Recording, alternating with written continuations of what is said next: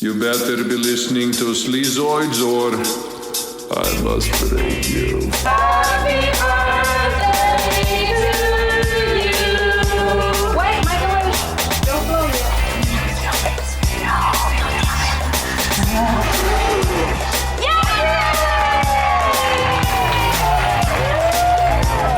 Hold on. Oh, it's working. Forget it. Oh, swear to God, you're gonna break your neck. What the hell was that?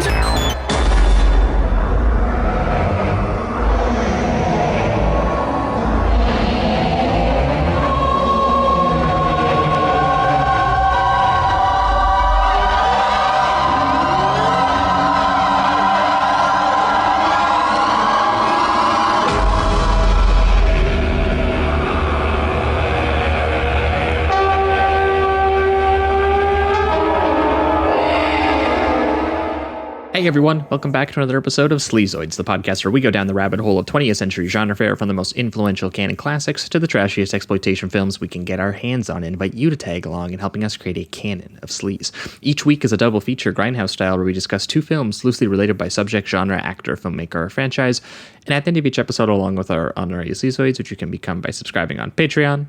I am actually not sure what we're doing next week, but I guarantee if you listen to the end of this episode, Josh will let you know. So join that sleaze. Oh, I can't. You're going to have to wait. I can't wait to tell Jamie. I'm stoked. I forgot to tell him before the show. This is where this is supposed to happen. You get an inside look. But we decide on all the official ratings, rankings of every film that we cover as well. And Patreon subscribers also get an honor shout out and 2 bonus episodes every single month, which we are in our 7th year of. There's like 180 plus bonus episodes, as well as we're approaching 60 bonus transmission episodes where we talk about new release genre films.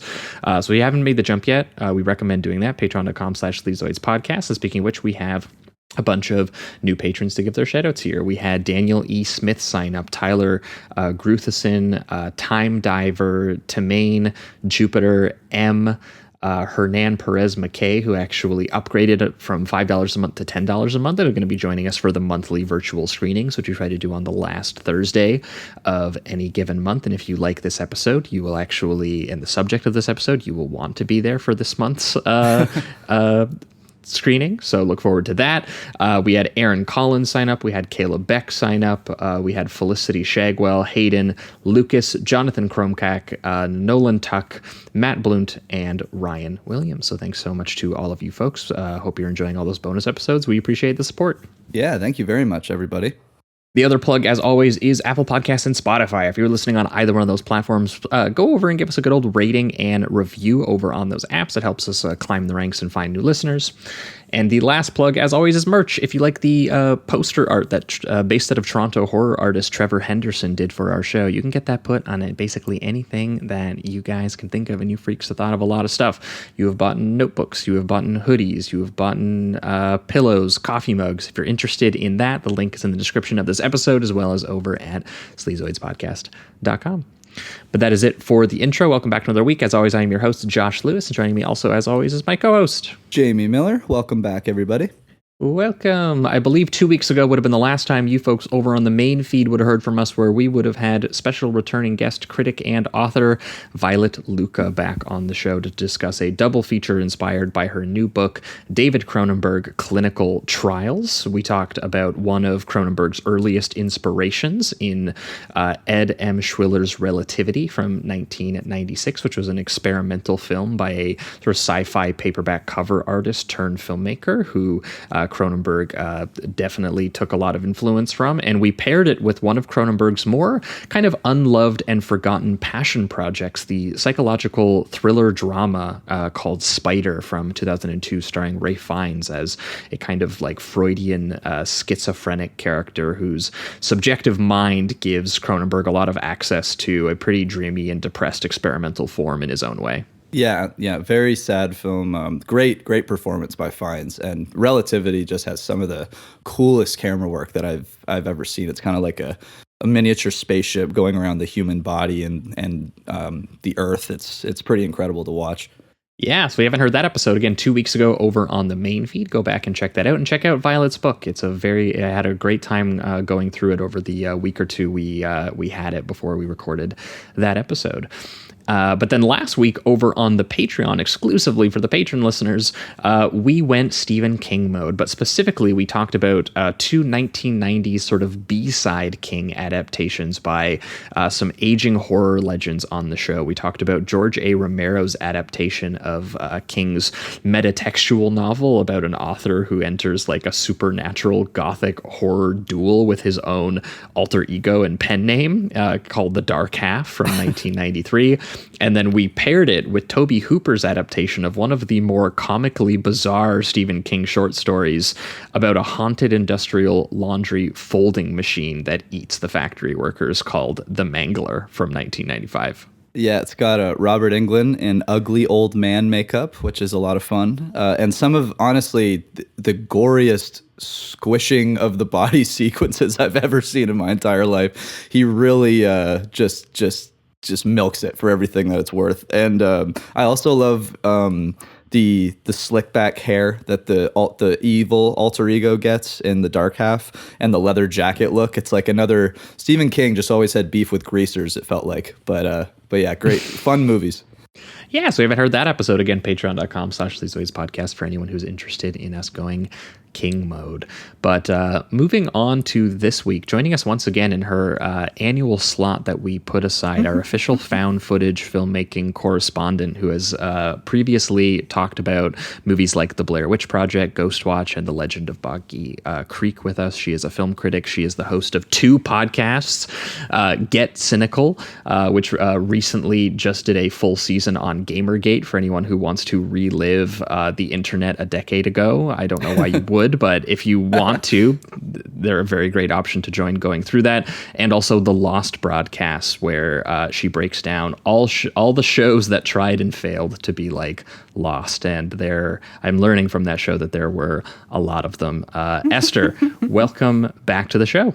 Thank you so much for having me. I'm appearance number 5, if I'm not mistaken. That's correct. She's even keeping track. Yeah. Going for that gold. Yeah, I'm seeing where I am on the leaderboards, you know. Yeah.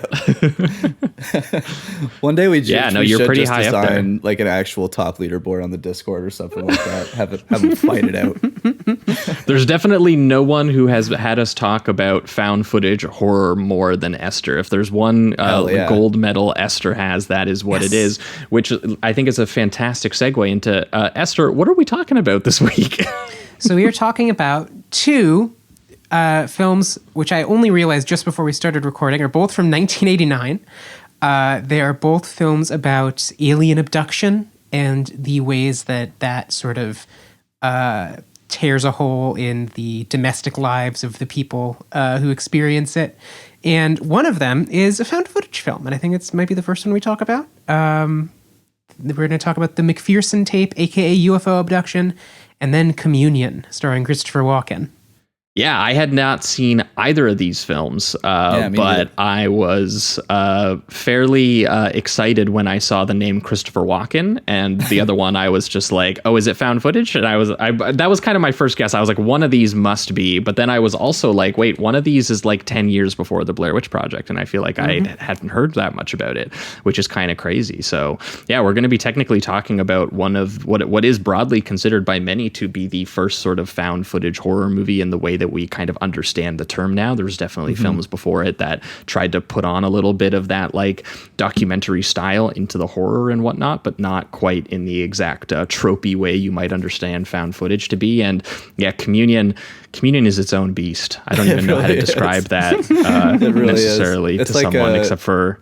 It's like a subjective psychological thriller where Christopher Walken is trying to convince everybody that he was abducted by aliens.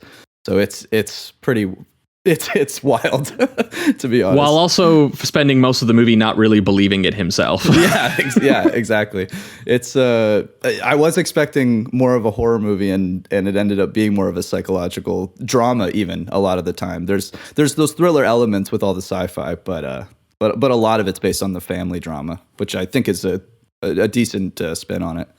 Yeah. But yeah, this is going to be a very fun alien abduction double feature, because the other name, by the way, for the McPherson tape is also UFO abduction, quite literally. So that is a great sort of like a uniting factor here. But Esther, which one was it you said you wanted to start with? I think the lesser known one has got to be the McPherson tape. So I would love to start in on that. Okay, let's do it. Let's talk about the McPherson tape.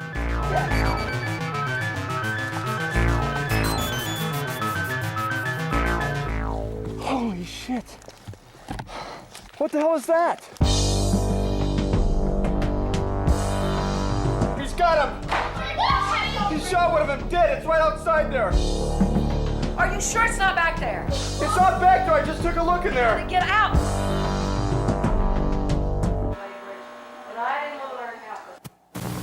All right, we are talking the McPherson tape, aka UFO abduction, depending on which copy that you watch, because the McPherson tape, I guess, was the sort of the original one that was out there. The UFO abduction was, I guess, the title of the sort of director's cut that they put together in like 2017. And if anyone knows the long journey of this movie, it actually didn't really get a proper release, basically, until its DVD and Blu-ray releases in the late 2010s, and I think even 2020 was when the Blu-ray came out. So that's why there's a lot of confusion about what even the name was, because for a lot of people, this actually appeared to them as a completely creditless film, and it was passed around like it was a bootleg VHS tape, essentially.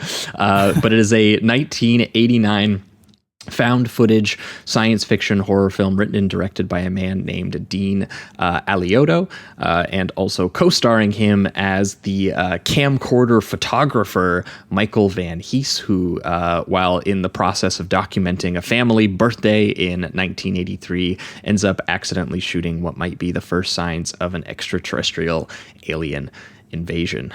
As I already mentioned, this predates the Blair Witch Project by about 10 years and is broadly considered by many to be the first found footage horror film as we understand the genre. It was apparently shot for only $6,000 and was given a very, very tiny limited release before many of the materials for it, I guess, were lost in a fire at the distribution company warehouse, meaning the film never got a proper wide release that they kind of expected it to get, because they even had a little bit of a marketing push for it where they were trying to get on like it's like a no budget Close Encounters, and they were trying to get people interested in that way. Didn't happen for it. It is kind of happening for it now due to the fact that the American Genre Film Archive recovered the original master tapes for this film, contacted the director, did a cleanup edit for the film, and now you can actually find this pretty widely available on DVD and Blu-ray for anyone who is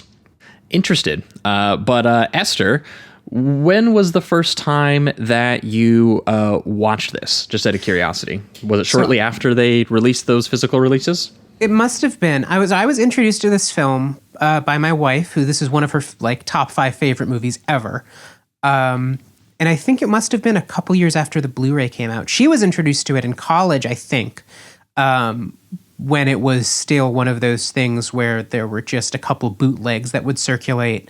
And it would be like, you got to see this like crazy, like old found footage movie. By that point, it was the director had come forward and there was no longer any mystery around it. But for some of its lifespan, at least, it got passed around by actual UFO enthusiasts who genuinely believed that it was real.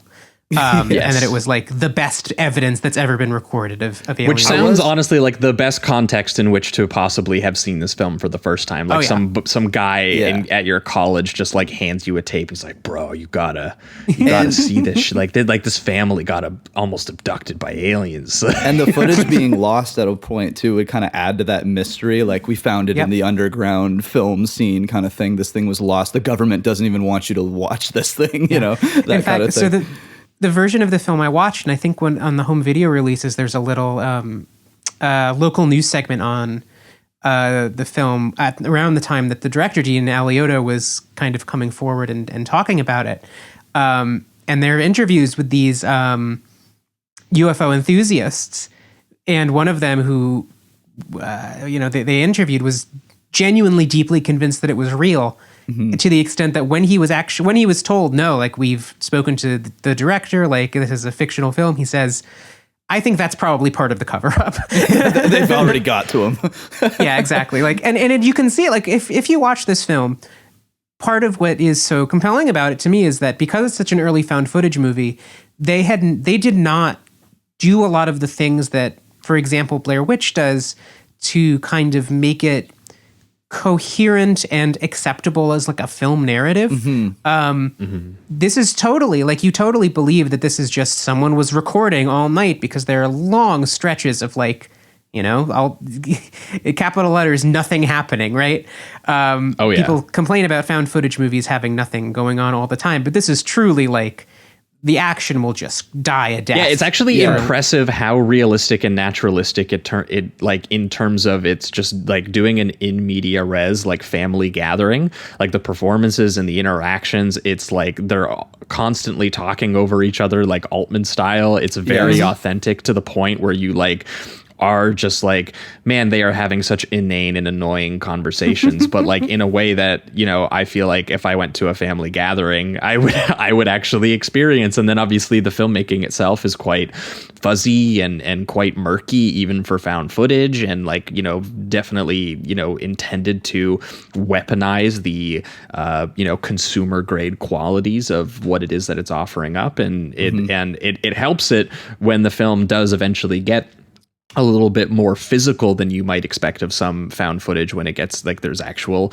little alien costume people walking around and stuff like that. And so it, you know, having that energy of just like being an uncontrolled home movie, I think does help your creep factor there. But yeah, I also, it's insane that, yeah, there's no manufactured narrative quality to this. You really do feel like this is just a bunch of people hanging out with each other, and then suddenly chaos ensues. Yeah, there's like incredibly long, and for the most part, I find a lot of them to be pretty charming, and the performances to be genuinely great. Honestly, very believable and natural.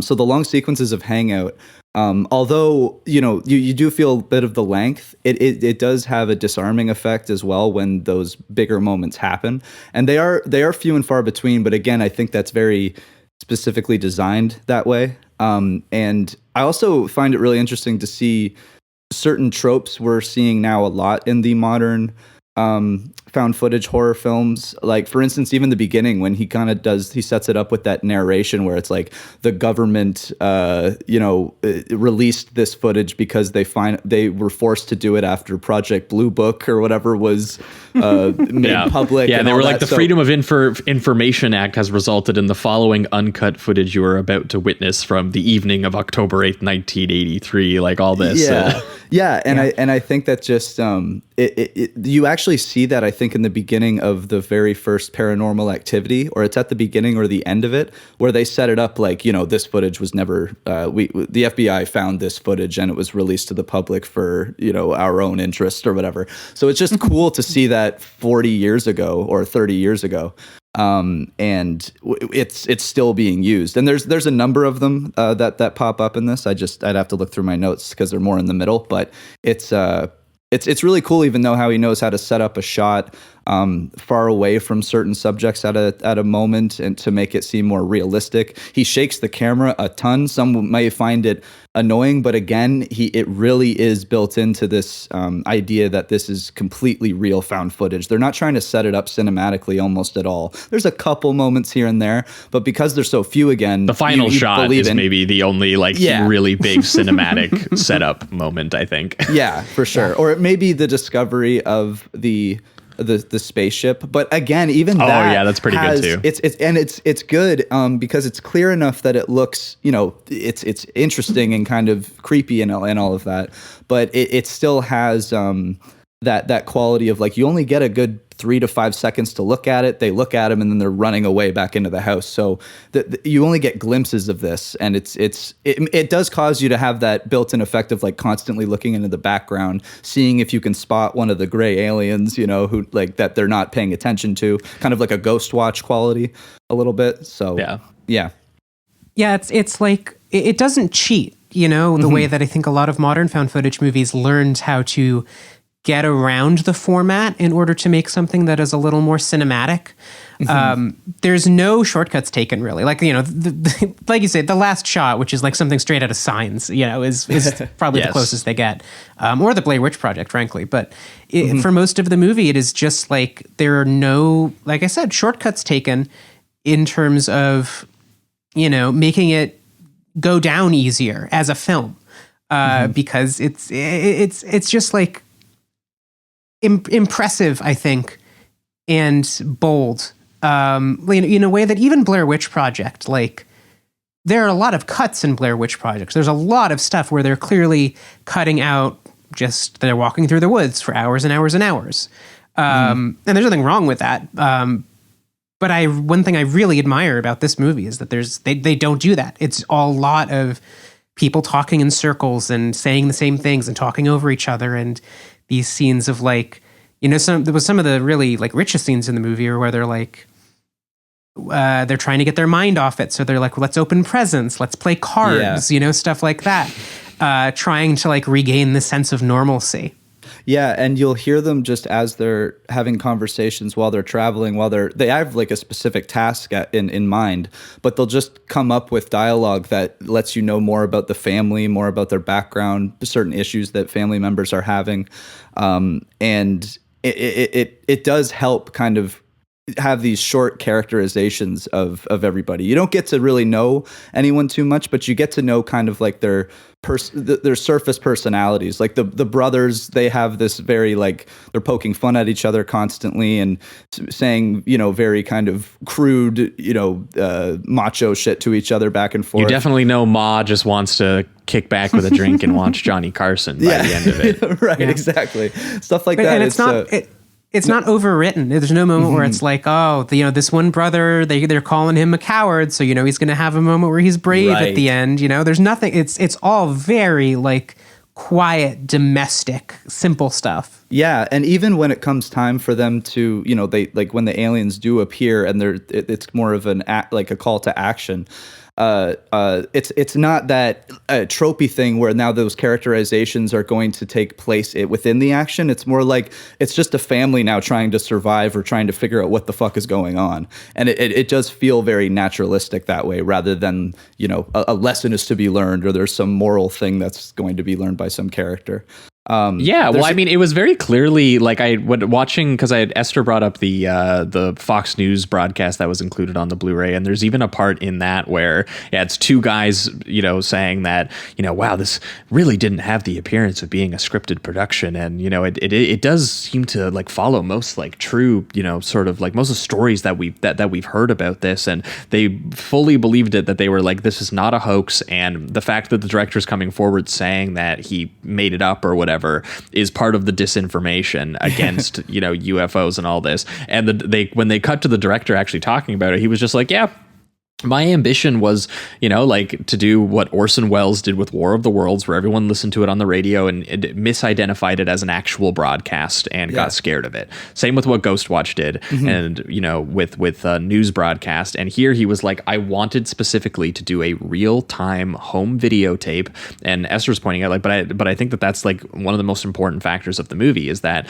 this just is like raw footage for the entire 62-minute runtime, where it's just like, you feel like you caught like one tape of what this guy shot, and that's all you have. It starts without an actual narrative. You're just already at a birthday party, and when it cuts away, you don't get to see anything else or learn anything else about it. You just have this brief glimpse of what this guy shot. You do have a little bit of what became the found footage trope of like, this guy is shooting with his brand new camera through a pretty exceptional circumstance where you feel like at a certain point to be like, I got to put this thing down. But that's like maybe that's like maybe the only thing that's movie-ish about it, right? Everything else is just like, and even then he doesn't make great pains to like frame it in a way that like an actual cinematographer would or anything like that. Like when they first spot those aliens and they run, you get like 3 straight minutes of someone going, oh shit, and you just like looking at like what might be grass that's so dark you can't see it. Yeah, and the thing is too, I feel like the actual stakes, at least for the most part, seem very low key. Like, this isn't Cloverfield, right, where you have like a fucking 100,000-foot monster taking over New York City. It's these 3 little aliens that are kind of sneaking around and scaring the family. 8-year-old girls in costumes, by the way. The director also points out in that segment, he has a photo of the 3 little girls just wearing little alien heads. Right. So it feels almost like adorable at a certain point. Now it's scary just because, you know, they're dealing with extraterrestrials and they don't know what's going on and all of that.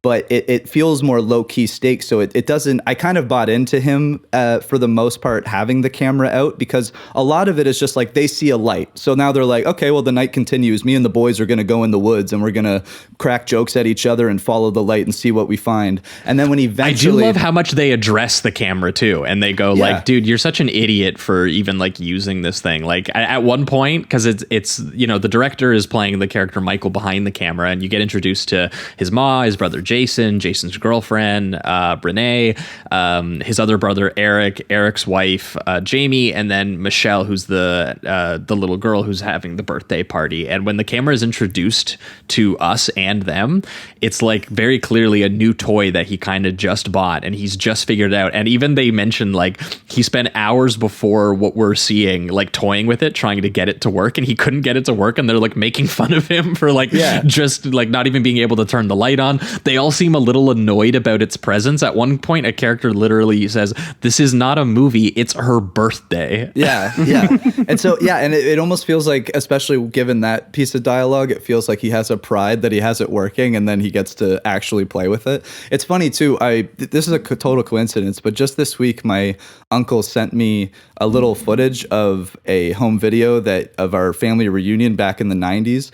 And I just kind of sunk into it for like 30 seconds, but I remember him, he used to do that all the time, and he would do it in the most ridiculous moments that you'd think, like, why would we ever want this captured? Or are we ever going to look back on this? Any home video at the time. But it did seem like it was like a time where those cameras were getting more popularized. People were excited to be able to record so much of their family at the time, or whatever they were recording. And he would even do these little, like, annoying narrations as he's doing it, which would all crack us up, especially now. But what a lot of the footage in this does, it feels like it would be footage built for people that we wouldn't be watching this. And it does give, again, that natural feeling of, like, this footage would only be built for these specific characters because only they would find it interesting because it's their family. But then it just so happens that we get the aliens and all of that. So it was just cool to kind of see that, and then see that built into this. So no film aliens in your naturally. Footage. No, that your uncle. Yeah, not that exciting. Just again, That's only footage unfortunate. exciting for us Millers. That's right. No alien footage. All right. But it has that same kind of built-in thing where it's natural again. Yeah, it speaks to one thing that I find so, like, interesting about this movie is how it really, like I referred to earlier, there's this kind of recurring structure where they'll, you know, have this horror sequence, but then they'll try to pretend like everything's normal, and it kind of gets increasingly strained every time. And that's so much of what the movie is kind of about to me, is the idea of, like, these people experiencing this surreal and shocking and inexplicable thing and continuing to try to, like, pretend that it's not there. Like, by the ending, when they're, like, playing cards and, like, all the lights are off and they're doing it by lantern light, and some of them keep, like, drifting away because they're being, like, psychically controlled to open the door to let the aliens in. I mean, it's incredible the way that they're trying to, like, desperately hold on to that sense of normalcy. Yeah, absolutely. Speaking of that part too, did you, and maybe I missed something that's more specific on if they are kind of good or bad aliens, if you want to simplify it that much.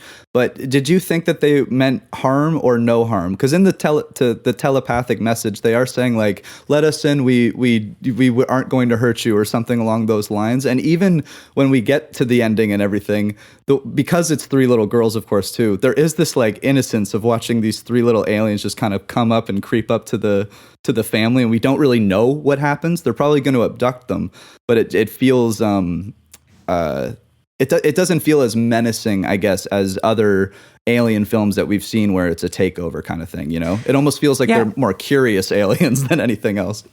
I mean, I think that's a really smart choice about the movie is that they're not like, I mean, obviously they're not scary. They're like tiny little gray aliens, and they don't really do anything violent. I mean, one of them is shot dead for a little bit with a shotgun, you know, like they're all The terrified. decision to bring the corpse in and just put it into the guest bedroom and be like, okay, close the door and we'll just leave that in there. And then they're like, okay, now let's go play Go Fish at the table. And you're sitting there going, there's an alien in the room. corpse over there. Okay, whatever, it's fine. It's like it speaks to I think the kind of central tension of the movie, which is that, you know, because there is nothing explicitly scary about the aliens other than the fact that they're not supposed to be there. It makes kind of the heightened reactions more and more, the reactions more and more heightened, because, you know, maybe they really are nice aliens. I mean, I think by the time they are sending the psychic messages like let us in, open the door, that did strike me as a little sinister. But again, the only context we have is that the movie tells us that these people, I mean, does the movie even tell us that these people were never seen again? I'm not sure that it does. It just says that the footage was found, right? Like, and I guess that just aspect of it, I think, was added later, even on like the later releases. When this was, you know, coming out, I'm pretty sure it was just the footage.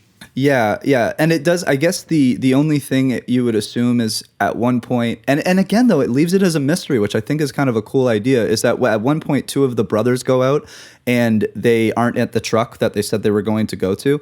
And and the family even starts to say like, well, maybe they're going for help. Maybe they didn't disappear from the aliens. Maybe they're going for help. Yeah, but they left the gun, which is the camera makes great pains to show you that they left the gun in the truck. Definitely not a great sign. We'll admit that. Absolutely.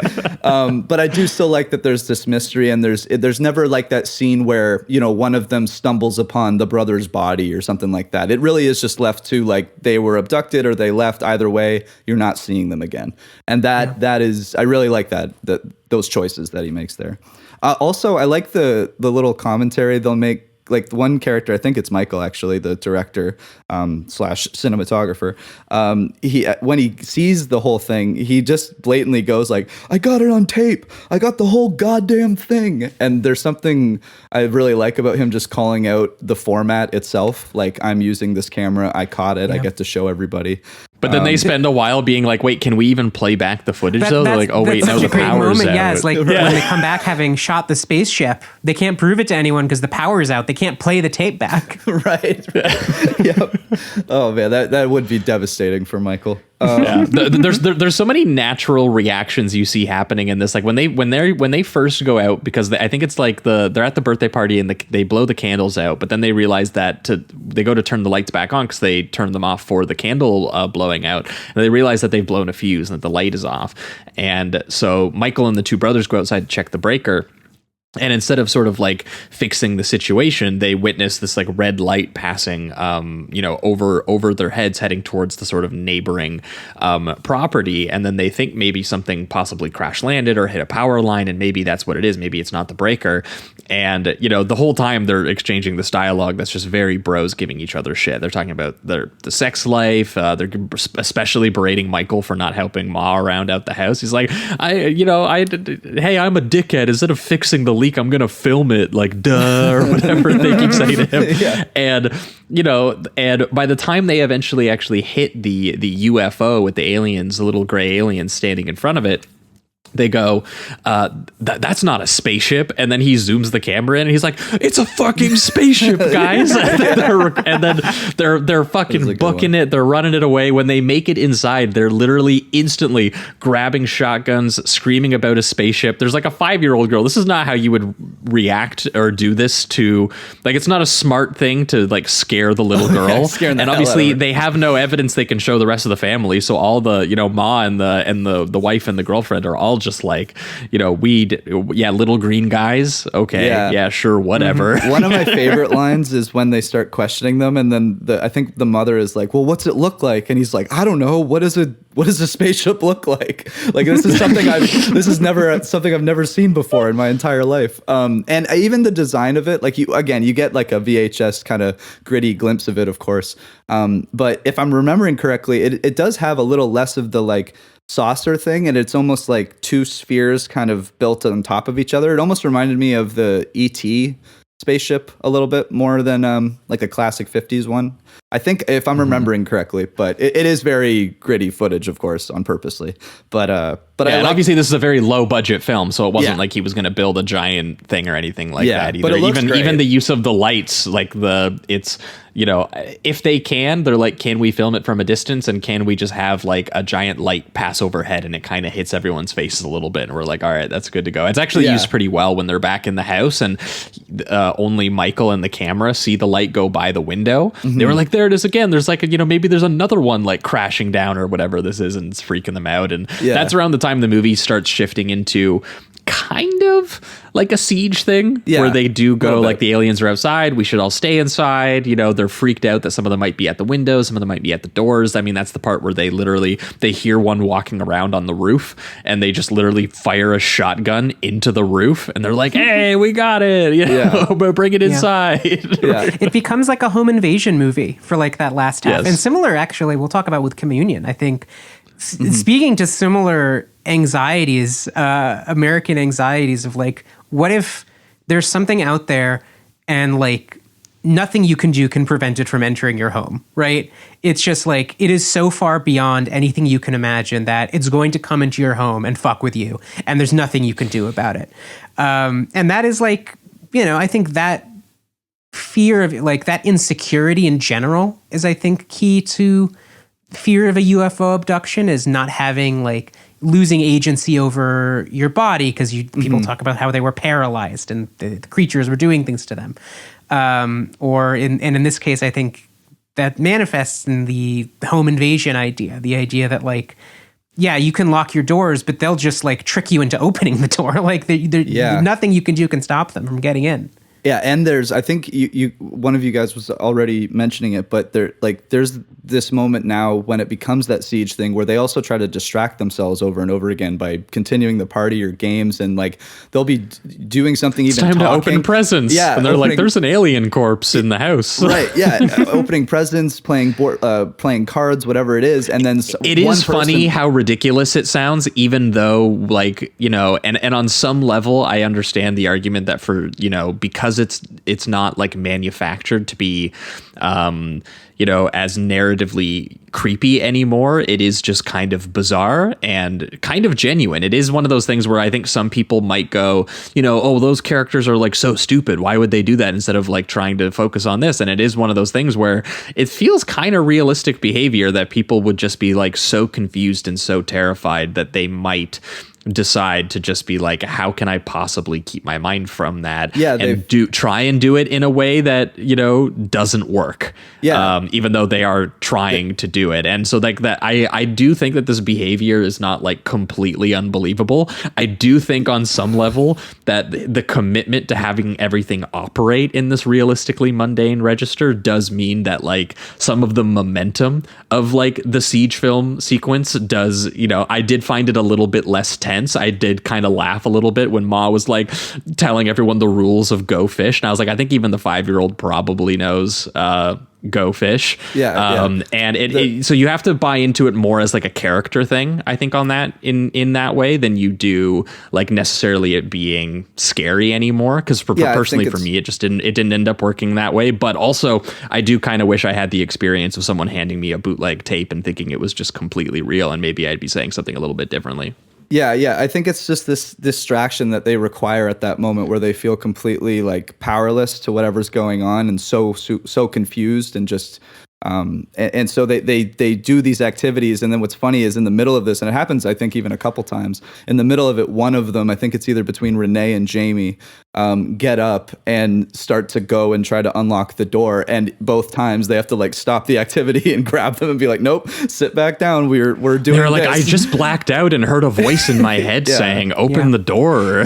Like I think it could just get in that bit to like a deliberately absurd level. Like I think the last thing they do is they start hearing creepy noises outside, so they like turn the radio on and turn it all the way up so they don't have to hear it. Like it definitely it's exaggerated in terms of their commitment to like ignoring what's happening and hoping it will go away, basically. Right. And because they're doing that, like that's where really the last shot kind of ends up. They basically ask Michael to stop being actively aware of the situation, which is kind of what that camera was doing, where he's like, I'm still, recording this. I'm going to get this whole event on camera and kind of actively get it on camera. And then he puts it down and they're all trying to distract themselves again and not pay attention to the situation. And that's where the aliens come in and it does the cut. So it does feel like, they've almost let that just happen at a certain point, feeling, I don't know, powerless, confused, whatever it is.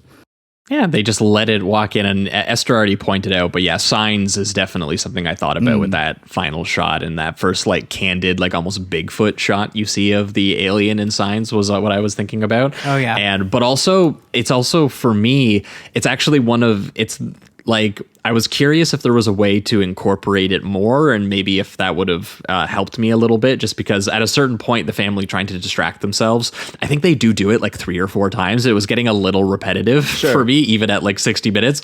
And then that last shot hit and I was like, that is fantastic. And I think, I don't think that you could have done it a bunch of times because it doesn't, at a certain point that would get repetitive and the shock and the scare of it wouldn't work. But it wasn't even actually the aliens walking in, because the costumes are super lo-fi and the consumer grade thing is, definitely trying to help blend into the authenticity to kind of sell it a little bit more than it does. It is people walking around in these very silly costumes. But the length of the shot and the stillness of the shot and the weird way that it's placed at this Dutch angle and how long it holds there while you're listening to them do the mundane, going back to playing cards at the kitchen table or whatever. That was the part that kind of freaked me out. It was the waiting. It was the thing where I was going, okay, they're going to make their way into the home. Where are they going to be coming from in this particular frame? And before they even enter, I think you can even see the light from one of the doors opening or one of the windows opening before they even enter. And I was like, that is very, very creepy and well done. Yeah. Well, that's found footage horror in a nutshell. It's in the back of your mind watching these movies, they're not going to get away, right? Because the footage would not be found if everything worked out for the people filming it. So you're just that is where the dread comes from. It's oh my God, the opening titles didn't say, and the family turned this footage over to the authorities. Something's gonna fucking happen. Just the kids in Blair Witch are gonna, something terrible's gonna happen, or that, even the people in Cloverfield are gonna get eaten by the monster. That is so key to what makes found footage horror effective, is that you can have, in my opinion, long stretches where kind of nothing is happening, but in the back of your mind, inevitably something is coming for these people. Yeah, and I think nowadays too, we have this kind of trained mentality when we're watching one of these things to when the camera's constantly shaking and moving because someone's holding it, and then there's almost always a moment or a couple moments where the camera goes completely still, usually because somebody dropped it or they put it down. And when that happens, they are almost always framing it in a way that you're settling in and you're waiting for something. Some type of movement is going to happen eventually within the frame, or the camera is going to get picking up again in some exciting way.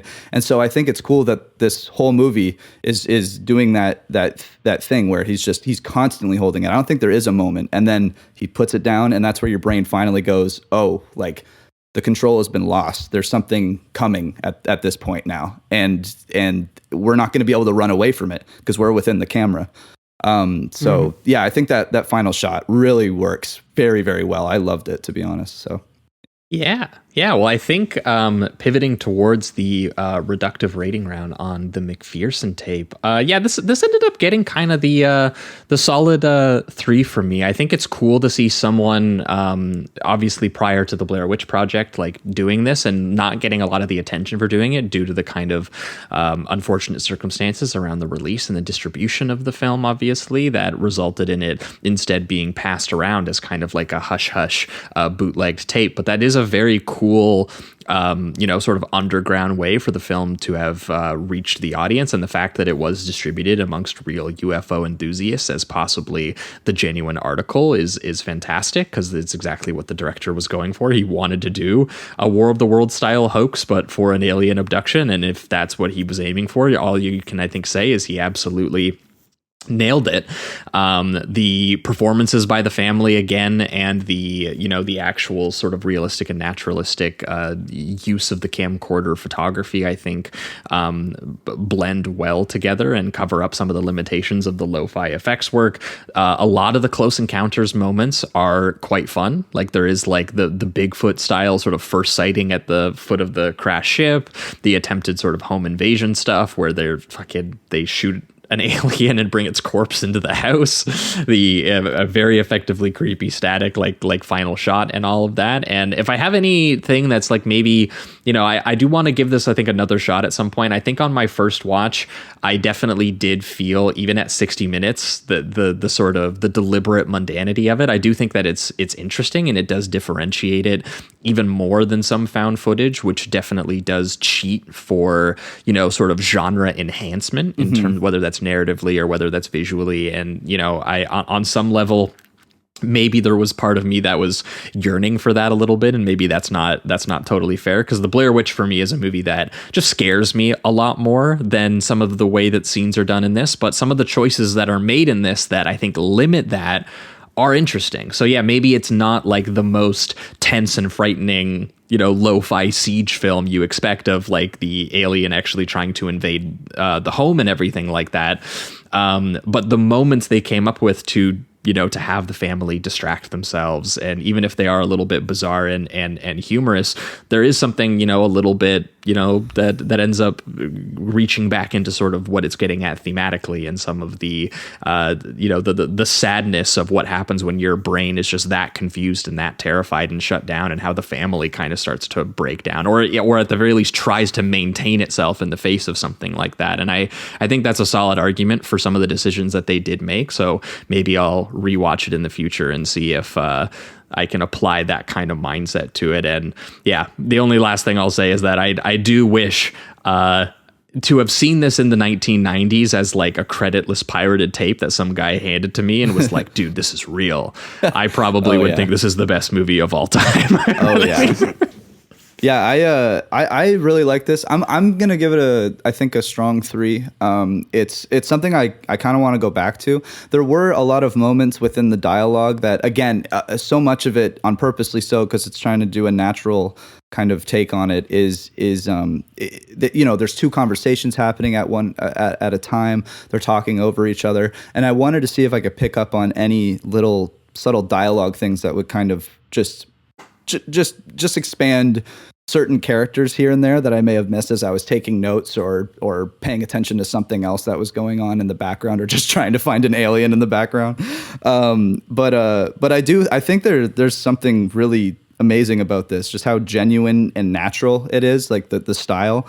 I think the performances are awesome. It really does feel realistic. I think that everybody's really good in this. It's cool to see things that have become tropes in this genre as well. That's pretty impressive. Just on just for someone to do this in 1989, 10 years before the Blair Witch Project, and 20, 25, 30 years before Paranormal Activity and the bigger hits and all of that. It's just it's a really cool thing to see. And this, like, found footage is really been interesting for me. I love the idea of found footage more than I love a lot of the films. And don't get me wrong, there's films that I do genuinely love in the genre. I just find they're usually few and far between, but I'll always watch them because I'm just so curious about making something seem realistic and trying to trick your brain into thinking you're watching something like that. Nowadays, it's obviously much harder to do because they kind of feed into the fact that you're also watching a movie. But I think that's probably why I really like this, because it's not. It really isn't trying to do that at all. It's trying to come off as a genuine home video, and at times that will maybe frustrate viewers. But it's I don't know. I think the moments that hit only really, really work because of all of that downtime and that hangout time. So. I love the forest sighting. I think that's great. The final shot's awesome. I did also, a couple shots were cool. Like, I liked, there's this one shot where Michael's just looking into his, like, half-eaten dinner instead of paying attention to the family. And it just seemed like he wanted to be anywhere else. So point of view eating shot. Yeah. And it felt like he wanted to be anywhere else, or at least he didn't find this exciting. So the fact that he just, it kind of works, again, a little detail almost works, where he keeps the camera rolling where something finally happens, because he feels, even his character comes off like, the way they talk about him is he's this slacker and he doesn't want to, maybe a daydreamer, that kind of thing, and would rather film and all that. So he's kind of like, oh, hell yeah, this is my sci-fi chance right here. So I think that kind of builds into it a little bit. And I also just like that moment where they were trying to figure out what the aliens looked like, and the daughter drew like a picture of it. It's kind of a cliche at this point with, like, you know, The Ring, when something in Paranormal Activity, I'm sure if there's a child, they're like, yes, this is what the demon looked like, all that kind of stuff. So yeah, it was just cool to see all those things. So yeah, I'd give it a strong I love that 3. she goes, I saw it in the window, and the camera goes to the window and it's still standing there in the window, the alien. Yeah, like, what up? What up? Yeah. But yeah, solid movie. I'm definitely going to revisit it. For you, Esther. Well, of course, for me, I have to give it a 5 out of 5. Yeah. You know, look, VHS quality found footage horror is just Esther bait. You know, there's no way I wasn't going to love this movie, and I still loved it. I hadn't seen it in a few years, but I rewatched it for the podcast, and I still think it's amazing. I think stylistically, like I said, it's really bold in ways that later found footage movies would kind of smooth out the wrinkles. This is movies like all wrinkles basically, and I really admire that. I think that, like, the way that the things that it has to say about, like, you know, American domesticity, and how desperately people try to cling to it even when, you know, everything around them has become pure, inexplicable chaos, is really cool. Performances are amazing across the board, really natural. There's one of my favorite moments is when, after the lights go out, the daughter, the 5-year-old, she's like, Dad, I blew the lights out, because it happens right after she blows the candles out. And she says it like 5 or 6 times, trying to get his attention. It's like pitch black. There's nothing on screen, but you just hear her, as everyone else is talking, try to get her attention to do her little joke. And it's such a shockingly natural moment that you wouldn't see in a lot of movies. I love this movie. Oh, yeah. Well, I think that is going to wrap it up for the McPherson tape. We're going to be right back, and we're going to be talking about Christopher Walken getting abducted by aliens in Communion. Stick around. I don't recall them being human. I've got to go, my baby screaming!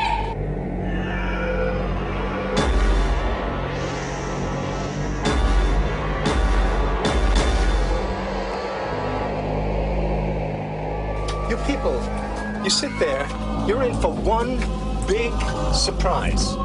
All right, we are back, and we are talking Communion, the 1989 science fiction horror drama directed by Philip Mora, written by Whitley Strieber, who was adapting his own 1987 book, and starring Christopher Walken as Whitley Strieber, a New York novelist who goes on a cabin retreat with his family, and shortly thereafter comes to believe that while out there, he had a close encounter, abduction, and anal probing experience with some little extraterrestrial guys. And for those paying close attention to that logline, yes, this is an apparently non-fiction autobiographical memoir. That's in right. Which Whitley Strieber, who wrote the book, wrote the film, and who Walken plays in the film, attempts to dramatize what he alleges to be a real-life encounter that he experienced with what he refers to as visitors. So this film is likely about as close to the source of like a hardcore UFO enthusiast, believer, conspiracy theorist, whatever you would like to refer to it as you can possibly get, because we were just talking about it with the McPherson tape, that there were a lot of those people who latched on to that movie, but the filmmaker was clearly someone deliberately intending to get that effect and was trying to make a hoax. This was actually written by someone who really does believe this stuff, someone who genuinely feels that they had this experience and made a lot of money telling people about it and basically spent the rest of their career doing that. Because for anyone who is unfamiliar with Whitley, he was quite the accomplished horror novelist before this experience that he had. He wrote the vampire novel The Hunger, which was turned into the Tony Scott film starring Catherine Deneuve, David Bowie, and Susan Sarandon, and also the werewolf book Wolfen, which made it to the screen starring Albert Finney, both before this experience and this film. Both films predate the sort of like 1985 event, which is this book and film and what it is a dramatic reenactment of. He sold a lot of copies of this account and wrote 3 more follow-ups to it and way more spin-offs than you could possibly list. If you literally scroll through his bibliography, it is impossible to really overstate how much he spent the rest of his career writing about the specific subject matter. And it was because UFO enthusiasts and fans and conspiracy theorists really do think that this guy is writing one of sort of the defining texts of this movement alongside other various claims, which are fun to read about, which is his apparent firsthand witness of the University of Texas mass shooting by Charles Whitman in 1966, which he claims to have been there for, but which has been very highly questioned, if not debunked a number of times, about his story not really matching most other firsthand accounts of the event, and also claims to have had a conversation with a being he doesn't quite say, but kind of strongly implies was God, outside of his Toronto hotel in 1998, which you can read a full published transcription of that he swears is about 90% accurate to how it actually went down. Oh, like he has the dialogue of God in the thing. Yeah, like, no, he met a guy and the guy gave him all the answers to everything. And he doesn't say the guy was God. Same way he doesn't actually say any of the people or any of the beings he encountered in his book are actually aliens. He calls them visitors. He's very careful not to describe exactly what it is that they looked like. Right. You know, because he wants to have this almost idea, and it's built into the film too, where it's like, I am cautious about these beliefs. Like, I'm going to still sell it in a way, but I'm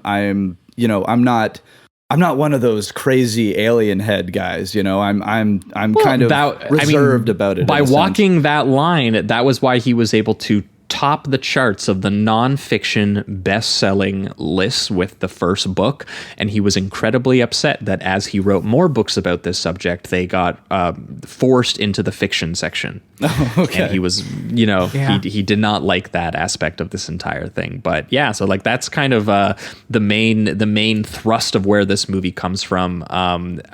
Even though it kind of is like I didn't look up the exact budget. Actually, only $7 million, not as expensive as I thought, considering some of the, having Christopher Walken but it was apparently made independently, and he sought out the French-born Australian director to make it, Philip Mora, who was, I guess, a friend of his in the 60s or 70s when he was just getting started making this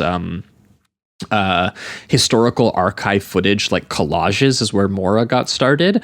And then he actually decided to make his sort of like feature sort of fiction narrative debut with a sort of biographical drama in the form of a pretty good Ozploitation Western take on the true story of the Irish bushranger Mad Dog Morgan, starring Dennis Hopper, which is, I think, the only other time we've talked about him. But it's a pretty good movie. It's not...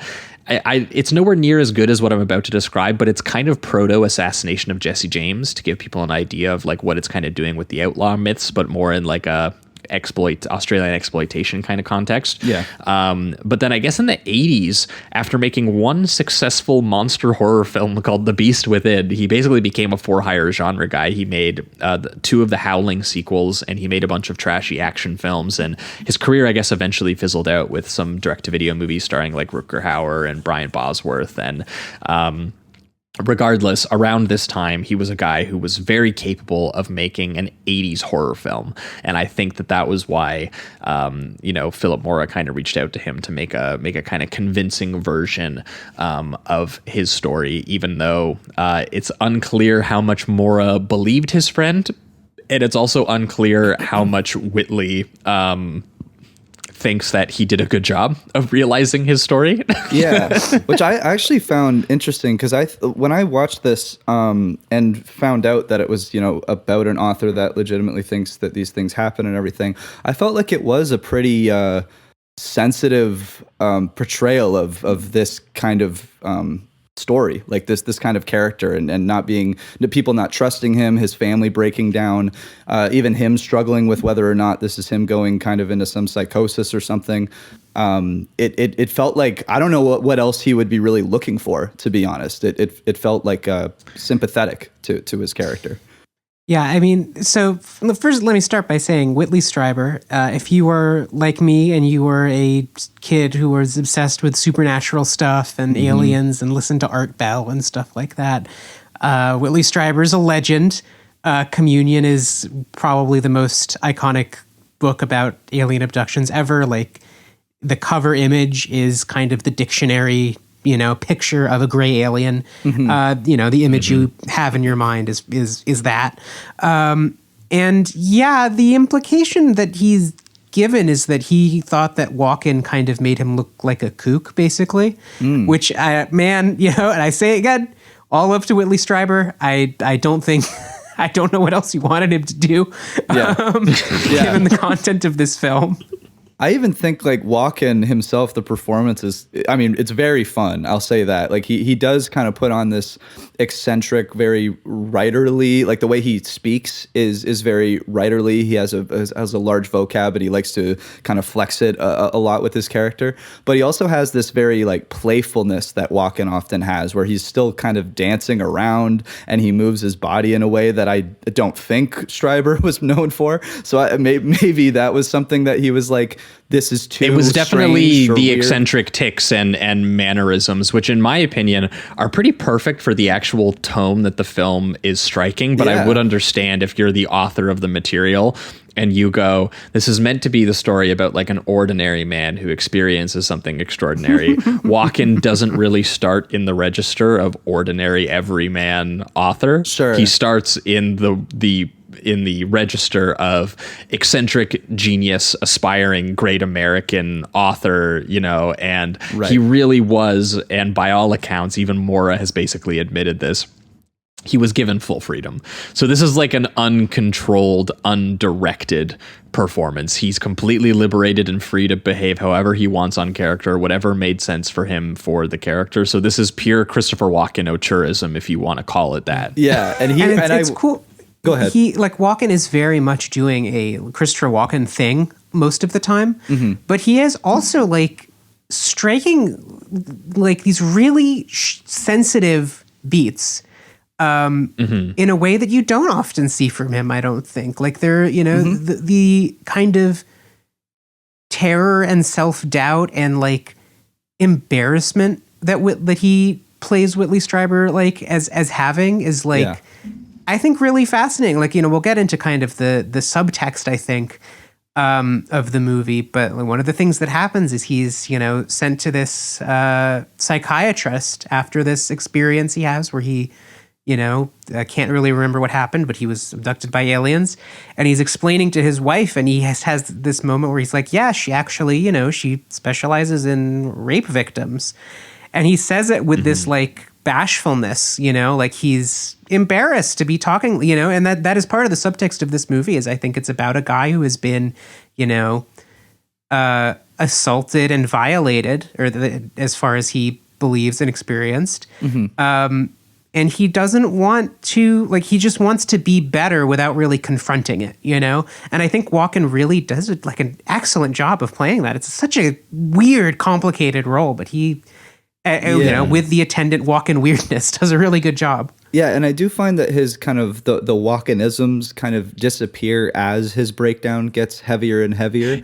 His performance gets more normal as the movie gets crazier, or maybe the movie meets him, or yeah, that could be it. I do feel like because in the first 20 minutes, like we said, we have that. I love the scene where he often puts headphones on and he wears like a fedora while he's writing, and he's almost like dancing around and singing. One of the most bizarre author creative process scenes scenes I think I've ever seen in a movie. Oh yeah, he's like singing the dialogue that he's coming up with at a certain point. Also, even when something happens, like his computer breaks down, he starts to yell at it, but he's doing it in this very Walken-esque where he's just like, I'm cooking, come on, and he like fake slaps it and stuff. Like, what's the matter with you? I'm cooking you. Yeah, exactly. And then later when he's talking to the wife and he's like, what I lost was greatness. It was amazing. It can never be recaptured. Right, yeah.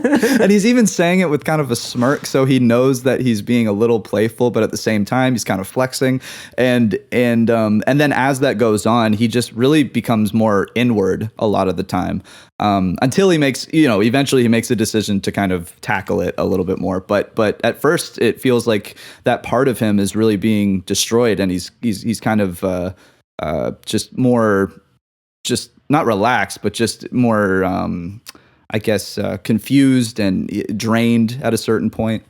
Humiliated. Well, he's definitely experiencing writer's block when we first come across him, right? Like he's an unmotivated, not even unmotivated, because he is trying. He's an artist, but he's clearly, something is going wrong in the creative side of his brain, and it's creating sort of chaos within the home, right? And quite literally, when he nearly burns the house down cooking a duck, and there's a great gag where the firefighters come in and they know him by name, and they were like, "This is like the third time, man. Like, you really need to pay attention. Like, let your wife cook the duck, at some point, because hopefully she won't burn the house down." And so it's part of what motivates them to do what it is that he does, which is that, Walken's character playing this novelist, playing Strieber himself, to get away from like the hustle bustle chaos of the city. He takes his wife Anne, played by Lindsay Krause, and their kid Andrew, and two family friends Alex and Sarah. He takes them all up to an upstate cabin in the woods where, he kind of gets to go goofball dad mode, playfully freaking out about a spider and wearing his glasses askew while, trying to get kinky with the old ball and chain, as he puts it. And he is, though, even at the beginnings of the film, like even the very first images of the film, when it's over the Manhattan skyline and gets into his bedroom, he's plagued by these this kind of recurring nightmare, or the recurring feeling anyway, that when he sleeps, there's some sort of presence trying to make its way into the home to speak to Esther's point about the connection between the two films. And in this case, he's become so obsessed about it. He has like this, the security system. He has this like motion sensors on the cabin, and when bright lights come through the windows, that's his thing. He's like, oh, something, it's just the motion sensor lights. But then it's also like, well, what set off the motion sensor lights, man? And also those lights were pretty fucking bright. And then at a certain point, he looks over at the dresser in the corner of his bedroom, and the camera slowly zooms in towards it, and there's a little gray alien peeking its head out from behind the dresser. And he's just in like complete denial about all of this, but other people around him are seeing the signs. Like the two friends are legit freaked out by the sort of lights that flooded through the cabin, and do not at all believe, like he does, that what they just experienced was some like shared dream, or it was just the lights having a malfunction. And he makes them drive them back to the city like right away. And when he's back in New York, he's trying to get back into the bizarre writing routine and everything like that. But clearly there is something happening. There's something manifesting here, and it early on it really does kind of just take the form of kind of like one of those movies that you would see where, you're wondering, is she crazy, or is this really happening? But it's from a, male writer's perspective. And it's kind of interesting to put, Christopher Walken in that situation, because he's someone who tries to meet the moment, I guess you could argue, like with his performance, where he's like, oh, nothing's wrong. Look, I'm still the eccentric dad, dressing up like an elephant in a turtleneck for Halloween, and then all of a sudden inside he has this deeply anxious fear of, there's something wrong with my life and with my family, and I can't figure out exactly what it is. It is in the Kier-La Janice sense, it is a psychotic woman movie about a man. Like, how many of those have ever been made, right? Like the way that he relates to his wife and his son is kind of the same thing as a woman under the influence, honestly. Like the way at one point, like the son comes in and is like, you were different before, and before you got sad or something like that. And the movie plays it completely straight. It's like he has experienced this, it's so fascinating, because when we see the alien stuff, it's these ridiculous puppet, like not in a bad way, you know, these puppets and these animatronics, and like they look crazy and terrifying, and like, you know, like they're from a wacky sci-fi movie, but it plays his experience with them completely straight and his trauma. Like at one point he has a freak out at like a Halloween party because some girl is dressed as an alien and he sees her as this adorable monster. And he's trying to explain to his wife, he's like, no, I've seen that in real life. And I don't understand why I'm having this memory of it. Yeah, I was actually scared of like a giant bug that popped out of a jack-o'-lantern. Yeah. I think it's interesting too, because at a certain point he's starting to see it even in the public. Like he sees at a certain point on a bus, like everybody looks like bugs. And everyone is he's wearing like, these... great, it's an invasion or something like that. He tries to play it off. And everyone's like, they look like prosthetics and like what everyone's wearing. And it's the same thing when they introduce the look of the alien, or at least the gray head alien, where it's got the, you know, the smooth face and the big eyes. It does look kind of like fake, almost like it's a prop of some kind. And I think later on that's eventually revealed, and we'll get into the details, but it's revealed to be kind of a coating that's hiding something else. And so I think it feeds both into his possible delusion of like whether this is real or not, and looking at the alien that is moving by itself. It's poking out from the dresser, but there's something so uncanny about it, and there's something that doesn't look like an actual creature from a different planet or something like that. And I think that kind of builds into the whether or not this is actually happening. And then, you know, we'll get to that scene, but there is something that is kind of revealed within that suit in a sense. And the more terrifying thing that I think you spoke about, Esther, it's like the little people that are in the suits that now in the movie they're just that those are what the aliens look like, but they have these like they're like 2 feet tall and very stocky and have these square blue heads that look very jagged in certain moments. The little blue doctors who are the ones, the ones who actually like lift him from his bed like a bunch of like Ewoks and are like, carry him to the ship. Yes, exactly. And so and then of course there's that the kind of the assault analogy where both he gets a needle in his head and then also he gets probed.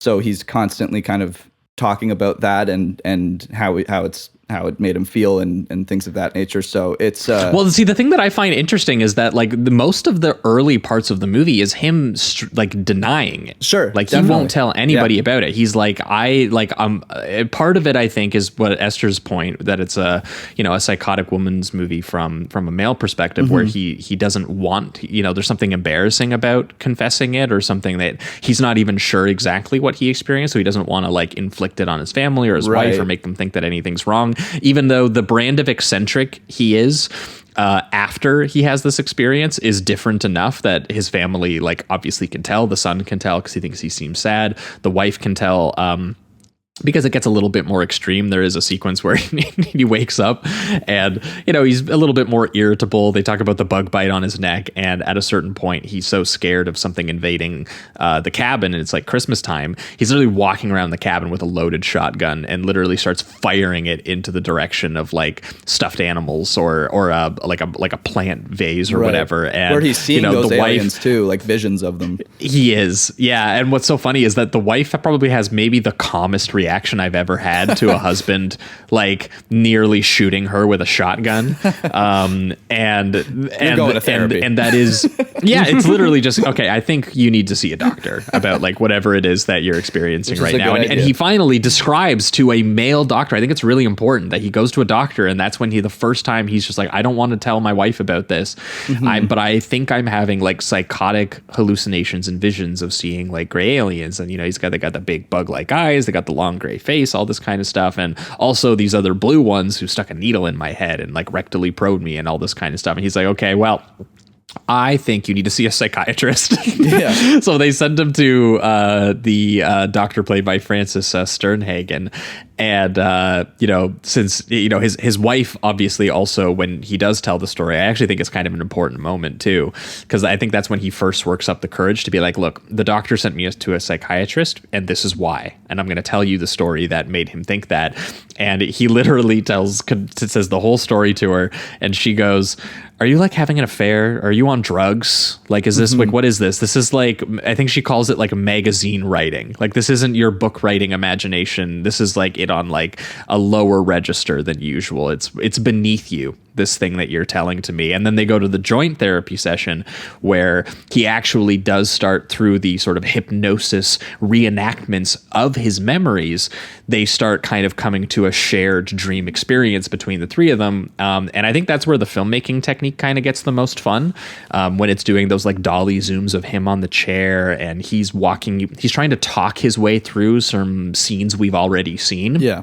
But now we're getting them with like more vivid detail and with more sort of like sharp edits kind of coming in to really, show you what it is that he was thinking and feeling. And the memories kind of become less vague, and they become extracted into like this more almost sort of like assault sequences upon him where he's remembering a traumatic memory, and they're pretty cool. Yeah. Yeah. And he almost seems to have in that moment, like, I couldn't tell if his character was almost looking at the group and said to himself, like, I'm going to take it into my own hands, because that's when he kind of decides to try to confront whatever's going on in some sense. But there's moments in that scene that I really do like the one when they're talking about all the similar physical things that they went through, like the probing or the needles or anything like that. There's just one funny delivery where they're talking about the probing and some person is just like, no one asked to be probed, Lori, and just kind of gets like this sarcastic kind of view on it. There is still like some humor that is sprinkled throughout it because of the conceived like ridiculousness of the situation. It is on its surface ridiculous in some sense. So they still kind of have characters feed into them knowing that they think it's real, but still feeling humiliated that they know no one else does. I mean, there's something about the unbelievability of how he even views it, right? Like, he thinks that he's being hysterical, and he thinks that this is unbelievable. One of the funniest moments, if we're talking about the sort of more sort of comedic undertones of it, is when he meets with his like his buddy Alex again, and I think he has like a Russian accent, maybe whatever his accent is, and it's a European or whatever, and he basically has this very, very solemn delivery of little men are real. They have haunted the world forever. And Walken just goes, are you talking about trolls? Like munchkins? That's a great moment. Like, He's what do you mean? No, you're talking about like, goblins or something. It's completely different from what I experienced. Yeah. That's so good. That is funny, like to mock his friend for saying goblins and leprechauns, but he's like, that is not what I'm talking about. You're an idiot. Get out of here. And that group therapy scene is so good because it's like, I don't know, I found it almost like relatable, where if you've ever been in a setting where it's like, all right, I'm going to go to this group of like, whether it's like a club in college or something, but something where it's like you're meeting people with a shared interests, and you've had that experience of being like, is this what I'm like? Like, right. Like all of these fucking weirdos, like, and who none of whom even seem to agree with each other on what they're feeling or what they're experiencing. Like one of them is like, oh, you shouldn't see yourself as a victim. And then someone else is like, well, I see myself as a victim. I'm definitely a victim. Like, and he's really put off by the idea of like, oh God, because this thing happened to me, this is what I'm associated with, is all of these people who like I want nothing to do with. It's, I think it's interesting because it makes you feel that increased isolation, right? It's like, there's even moments where he starts to, I think there's a moment where he speaks to his wife, and there's the way he delivers it, he says that he believes that he is having a psychotic breakdown, but the way he delivers it makes it feel like he actually does believe that he went through that physical thing, but he's still just can't tell her, even after what they've talked about and what they've experienced and what he's shared. He still feels like he'd rather her think that he's having a psychotic breakdown than that he insists believes upon in it for aliens. a long time. He's like, could it be temporal like lobe epilepsy? Then I'm going to do every test to confirm that like that's what it is. And then the doctor goes, that's not what it is. Shattering moments of the movie is when they're doing the test, and as he's going under, he has another like hallucination or memory of the aliens. And then when he comes out, the doctor is like, I have good news. You don't have temporal lobe epilepsy. And of course he'd be thinking like, well, but I just saw it again. So if that's not the answer, what the fuck is going on? Yeah, absolutely. Yeah. But then there's this. Yeah, and I think that's the first one where he sees it himself as a child too, right? Where he realizes that he's been being contacted by these beings since he was a child, and there's even like another little kid who's like, "What is it that you see?" Like Whitley or whatever. Right. And you know, he's having a rough time, we'll say. Yeah, he's having a huge revelation. It seems. But the irony too is that like this is all technically revolved around him having the writer's block at the beginning and everything.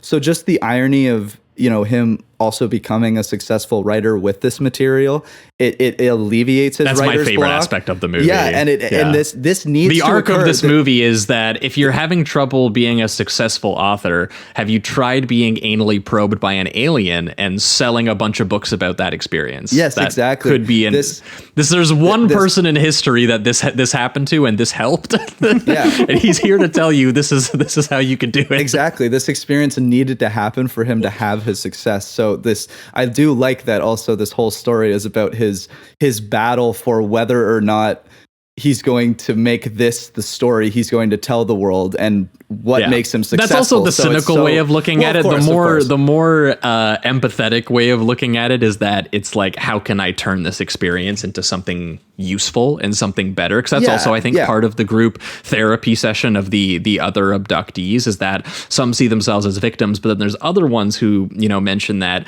you know, there's something about this experience we should face and maybe we could even embrace it in some capacity. And I thought that was one of the more interesting elements of the movie is because at a certain point, you know, there's sequences that are for sure creepy and they're directed like horror sequences. I do think that like the original sort of visions are quite creepy.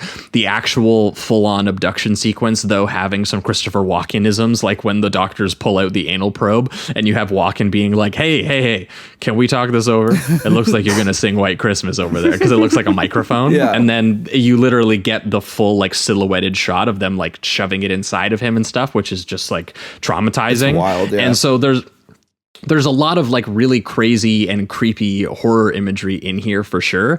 And I thought what was interesting is that part of the arc of the movie is like, maybe you can twist this and you don't necessarily have to see it as a horror story. And maybe you could see it as something else. And it almost turns into this like weirdly, almost like the strange art house drama about someone who had the opportunity to see another plane of existence or see, as they later describe it, another face or a mask of God or some other dimension.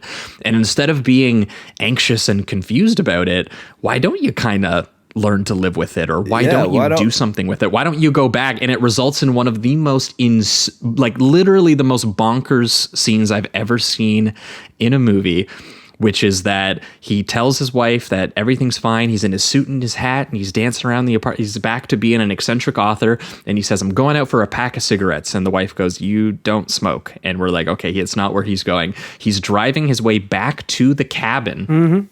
In his sick black suit, and I haven't mentioned it yet, but the electric guitar wailing, because for some reason this score is by Eric Clapton. It's fucking awesome. So there's a bunch of like almost like heat sounding like electric guitars wailing as he's like romantically going back to the spaceship, and he goes back into the probing room, and the aliens like greet him like an old friend, and they literally even like take his hat like he's coming in from the outside, and they briefly confiscate his camera, and he literally starts to communicate with them, talking about almost having the David Lynch line where he's like, I am the dreamer and you are the dream and all this kind of stuff. And then he literally starts like high-fiving and dancing with them and like kisses one of them. And it's one of the most insane scenes that I've ever seen where if you want to view this film as like a rape metaphor, I get a little bit more confused all of a sudden at what it's saying exactly. But if you want to view it in a more generous view of just, here's this traumatic experience that I thought was this, maybe I could imagine, I can think about it from a different angle, and it can become something else, and I could find some catharsis in it. I also think it becomes like a moment of truth for him, where he's like, he wholeheartedly now believes it and is going to write it as it's like, and we know the story, it's going to be written as a nonfiction. So I think it's him also just accepting that it's like, I no longer have to live with this battle of whether or not I'm delusional, if my mental state is breaking down. I wholeheartedly believe that this happened to me, and I am, that's going to make me, I guess, stronger and more accepting of myself and that kind of thing. So it's such a good scene. Like, if you do view it as with this kind of subtext of sexual assault, it is like a really dark scene, because it feels like it's this guy like kind of lying to himself about like what he experienced. And eventually he goes home and he tells his wife, like, no, look, everything is okay. Like, this has been happening my whole life. My father passed it down to me, and in turn I'll pass it down to our son. It's like, it's crazy. And the wife is like, okay, like if you're at peace, then I accept that. The wife has been put through, hell, because of what her husband is experiencing. There's this amazing moment in the scene where, I think you were alluding to this earlier, Josh, is when one of the gray aliens like takes off the bottom half of its face. Right. Like finally going to reveal like what these creatures really are. And it's this like gross, bug looking thing. And Whitley is like, no, that's not it. No, I don't believe that that's the big secret, And then one of the other aliens says something like, no, well, you don't get to see the full truth right now. This is what you get. You'll get that in the third sequel. Yeah, but it's like in the moment, it's like it's shattering, because he just kind of accepts like, well, I guess this is what I get. I'm going to take as positive a message from it as I possibly can. And, roll credits basically. Yeah. And the family acceptance, it reminded me, I don't know if either of you have seen it, but Take Shelter, I think it's called, with Michael Shannon. Yeah. It's about, if anyone hasn't seen it, it's about a man who thinks that something insanely terrible is about to happen, like almost like a world-ending event. So he creates this underground shelter for his family, and it's kind of the struggle between him trying to convince the family or the town that this is going to happen. And it's just this battle of whether or not he's having a psychological breakdown or not. And it really becomes this thing about how, it's like just the belief in your loved ones can kind of help them find the truth in that sense, or help them find, be content with themselves or their psychological situations. So, it just reminded me of this ending, and kind of really the main theme that this has throughout, where whether it is, a writer's block, in a sense, but a lot of it is him battling, himself, and then, hopefully saving the family, because it starts to deteriorate as this occurs. So. Yeah, that was part of what kind of fascinated me about the movie, is when I first started watching it, it was so clearly something that could have easily just been in that sort of like Spielberg vein of like a dorky alien contact premise meets like a family drama. Like obviously something like Close Encounters is really hard to avoid when making something like this, but even like a, it is. I mean, you could glibly say that it is Close Encounters if the dad went to therapy. Didn't abandon his child. Yeah, I mean, it's hard to say that he doesn't maybe end up at a better place, less transcendent place. No, arguably he gets some catharsis in that department too. He does get to actually meet and talk to them and all that kind of stuff. Yeah, like absolutely, that was what I was thinking about when I like first started watching this, and I was just so surprised that after it indulges you in like the horror sequences of like the visions and the actual abduction sequences and this kind of stuff, I feel like you kind of have an understanding of what the genre payoff for those types of things is going to be, and there's going to be some sort of confrontation. The fact that a movie that delivers those kinds of sequences ends in like him and his wife at an art gallery, like talking about the faces and masks of God and the concept of maybe this is evolution, like responding to the conscious mind and like all this kind of, and just kind of coming, and that he spends an hour of the movie in therapy reliving scenes we already saw, and just kind of working his way through them and living the emotional and traumatic experience of all of that. It's such just a bizarre, and I think you could argue like maybe dramatically unconventional is maybe what I'll kindly say. That it's an angle that's so personal and from the mind of someone who clearly, you know, on some level believes this stuff, that its drama is unlike, I think, anyone else who would tell this kind of story. And that makes it, I think, very unique, but it does make it at nearly 2 hours. A part of you does go, man, it got a little slack in some spots. But again, it's similarly to the McPherson tape, as there's like, it's not trying to do the same kind of artificial narrative genre like tension and sort of stuff that you expect, and some of the sequences indulge in that for sure, but like broadly overall, that's not the story that it's telling. It's trying to tell something a little bit more interesting, and I think on one level you could say what it's saying is kind of dark about sexual assault and about how to turn that experience into a best-selling author career, or you could say it's clearly someone, you know, who's had a very wild psychological experience, who is trying to find an emotional context and to, you know, relate it to other people. And I think if someone connects with the movie, it's, you know, it's being successful at that. So I don't know. I had a very strange experience with this, where it was like, some of it feels like it's clearly realized with insufficient special effects, and with, you know, some of the genre filmmaking craft being muted by the fact that this is such a bizarre story and it's been written so strangely and clearly by someone not interested in selling a horror novel, someone who really wants to relate a personal experience, and that makes it come off a little goofy and bizarre in some places, but at the same time it's exactly what makes it peculiar and exactly what makes it, you know, and exactly what motivated Walken to kind of deliver what it is that he delivers in it, which is one of the weirdest performances in a catalog not unknown for that kind of thing. So it's quite the movie. And that's the thing. It's like the goofiness of it kind of it just, I think it works because of, you know, what he's tackling. You know, this is a movie about a man trying to convince everyone that he's been abducted by aliens and anally probed,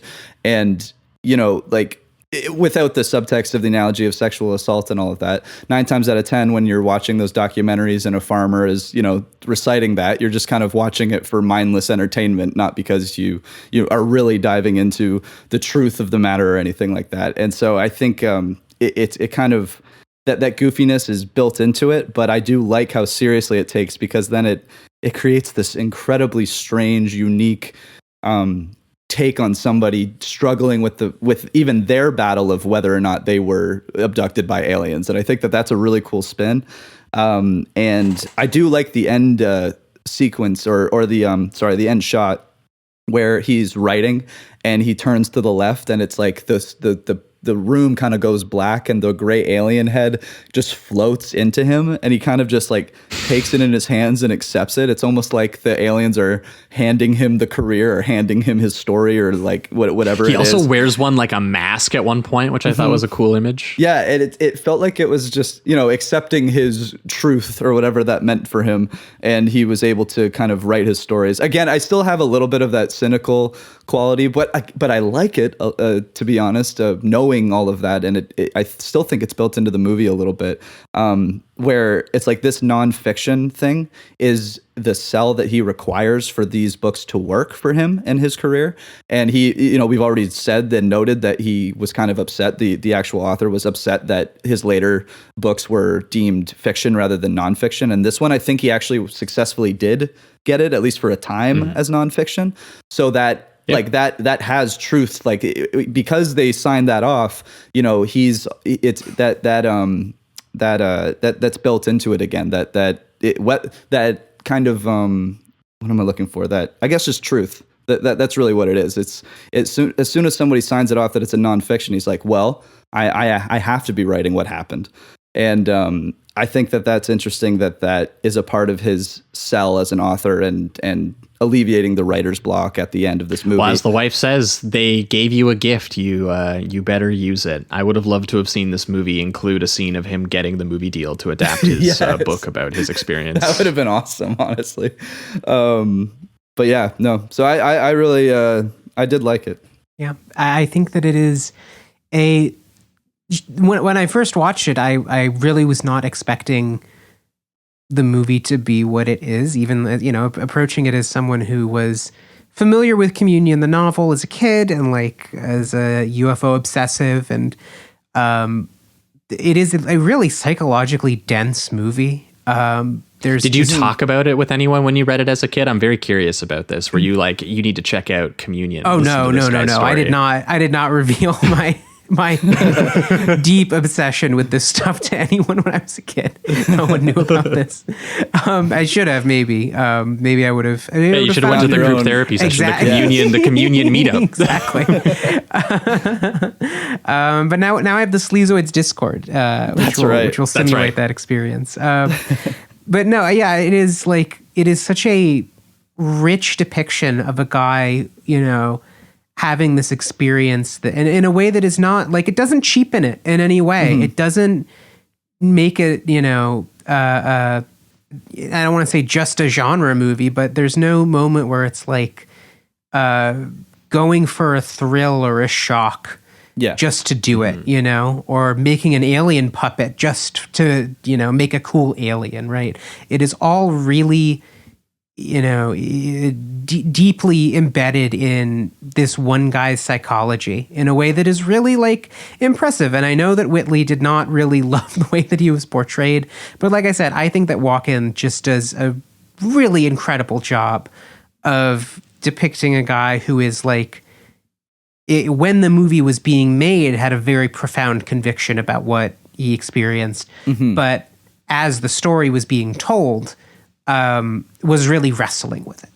Yeah. Well, I think go ahead, Joe. Oh, I was just going to say, maybe if we're pivoting towards the reductive rating round on this one, I think this one's going to be in the solid 3 territory for me too, for everything that we've said so far. This is again another one where I was really taken off guard by what it was versus what I thought it was going to be. And I'd like to maybe have my feet a little bit more firmly on the ground the next time I watch it, because I was just taken aback by, I was expecting a little bit more of some of the usual genre things that I've seen out of, again, sort of like the Spielberg register was, and because it's so playing off of that in the early sections, because I think even Philippe Furtado had a great review where he described it sort of as Esther was saying with Close Encounters, if the guy goes to therapy, but also directed by a guy who knows horror films, starring Christopher Walken, and written by a guy who actually claims to have these experiences. Yeah. And so like that is just a really interesting mix. In some cases, it leads to some bafflingly uncontrolled moments that I wasn't sure how to react to. And then other moments where I was like, this is so vividly taking seriously the supposed real life experiences of this guy, even if it's being made by people who, I don't know, thought he was a kook or thought he was an idiot or whatever. It's like the filmmaking is trying to take this as psychologically seriously as I think someone could.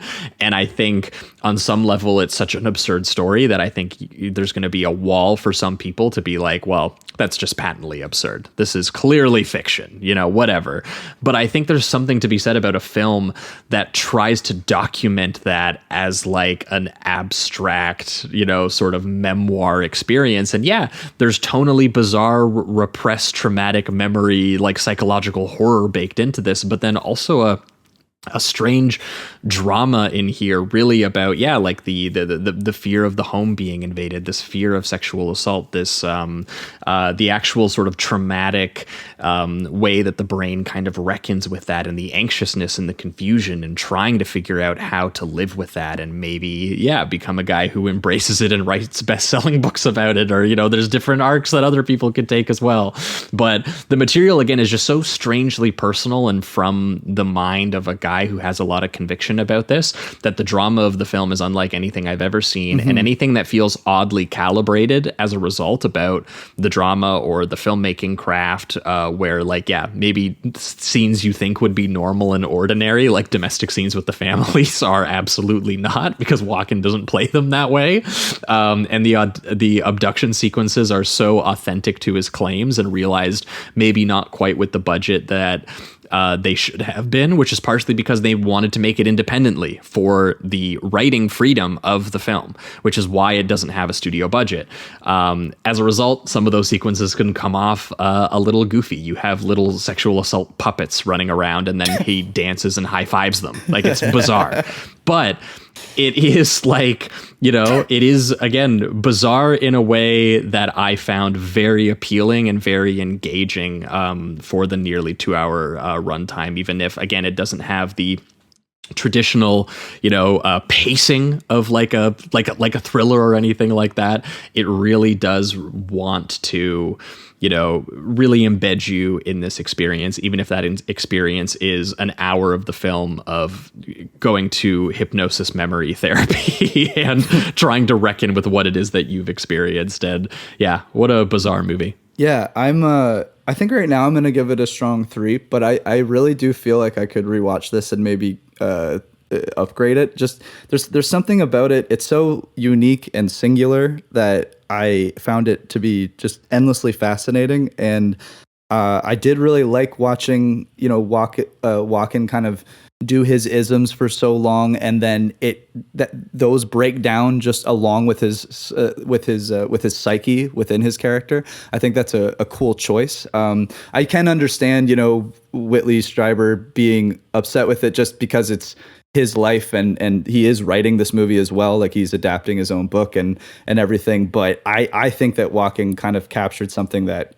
was probably necessary for this character. I don't think playing it straight the entire time really would have worked. I think his performance kind of changing as his psyche changes is very important. So I'm glad that he kind of did all the Walkenisms in the first 20 minutes, and eventually we get a really funny, crazy scene, and yeah, maybe a little questionable when it comes to the themes here and there of him just dancing around, high-fiving aliens, and it's unbelievable. But I think it's really cool to take someone's... The gray alien has great arm moves. I'm very jealous of him. He's a wavy boy. I think it's a really cool thing to take someone's experience of being abducted very seriously, and I don't think you see that a lot in movies, because even when that is being taken seriously, it's in the realm of like an action blockbuster where eventually, there's just going to be a bunch of shooting, and really it was like trying to convince them the invasion was happening rather than this very personal psychological thing that happened to you. So I really like that. It is incredibly unique and uncontrolled at times. But I do think that coincidentally works for most of it with this, the possible delusion that he's going through. So for it to be a little bit uncontrolled and disorienting works for the most part. I do think, like we've discussed, it gets a little confused when you are looking at it through the lens of like a sexual assault. But again, that scene, you could kind of play it as he's just kind of accepting that psychological trauma and trying to move forward. Maybe, but I get it. It is very cloudy in that regard. But yeah, just a couple shout out things. I did really love Eric Clapton's guitar theme. I think it's just really nice to listen to and really beautiful. I do like the kind of POV shots that they take, as if the aliens are like floating around New York City, and they kind of circle back to that a little bit too with the family. The last shot is like the family just looking into the camera as it floats away, almost like they're looking into the alien spaceship and it's floating away and they're accepting it or something like that. So I thought that was kind of cool. And and the spaceship being this like new wave music video set is kind of funny and interesting, and I got a kick out of that. So yeah, strong 3 for now, but we'll see. I would like to go back to this. It's a very interesting and unique film.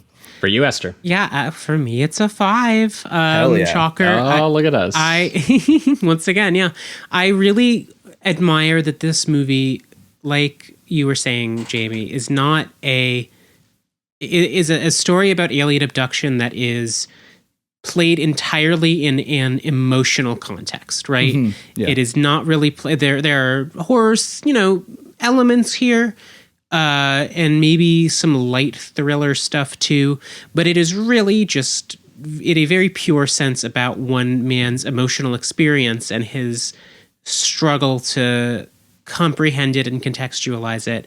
and taking it very, very seriously. And I admire that. I think that like this is an alien movie that can only come from a true believer, from someone who genuinely believes not only that alien abductions are real, but that he himself experienced this.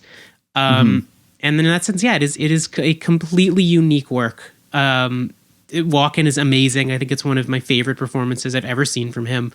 And I just think if you have even a passing interest, I mean, if you have more than a passing interest in aliens, then you know what Communion is already, probably. But if you have that passing interest, you got to see this. It's truly a singular alien film. Yeah, and one other thing was, I also find it really interesting that he could have written this and still had the same, like he could have written it in a way that it was just about the alien abduction and just about his psychological breakdown and him trying to find the truth and all of that. But I do think it's really fascinating that he includes the book and the writer's block and the success of that book as part of the narrative. It does feel like he's still even wrestling with, I don't know if he's lying or he thinks he's lying or whatever it is, but it feels like he had to include that almost rather than just make it straight about the aliens. It's also about this successful franchise that he ends up having. And I don't know, it almost feels like he's accidentally telling the truth or something like that, or maybe it's just part of his way of getting the truth out there. I don't know how he's rationalizing it, but I just found that fascinating. So. Well, I think that is going to wrap it up for Communion and for this week's episode. That was once again the McPherson tape from 1989 and Communion from 1989. Thanks so much, Esther, for joining us and for putting us on the alien abduction thread wavelength. Is there anything going on in Esther's world that our listeners should know about? New podcast stuff? Yes. New writing?